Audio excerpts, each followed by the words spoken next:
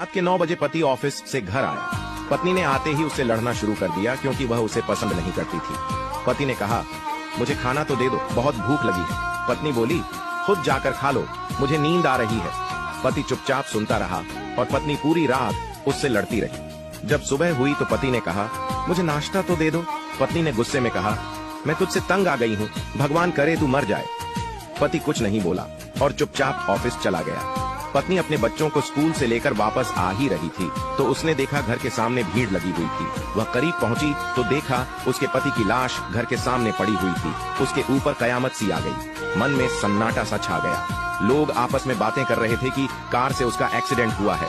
पत्नी जोर जोर से चीखने लगी और चिल्लाने लगी कि संजू उठ जाओ, मैं अब तुमसे कभी नहीं लड़ूंगी, तुम्हें कुछ नहीं कहूंगी, मुझे कुछ नहीं चाहिए।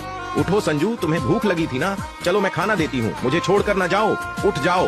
लेकिन संजू कैसे उठता, इससे तो उसकी बद्दुआओं ने मार दिया था। संजू के जाने के बाद पत्नी को दुनिया के रंग नजर आने लगे, रिश्ते बदलते दिखने लगे, उसके अपने उससे मुंह मोड़ने लगे, दुनिया के लोग उसे गंदी नजरों से देखने लगे। फिर कुछ दिनों में उसे उसका घर भी छीन लिया गया। जो हिस्सा उसका बनता था ससुराल वालों ने उसे दे दिया। पति के मरने के बाद उसे एहसास हुआ कि पति जैसा भी हो, चाहे पसंद का हो या नापसंद का, लेकिन औरत के सर का ताज होता है। अगर सहमत हैं तो कमेंट में यस जरूर लिखें।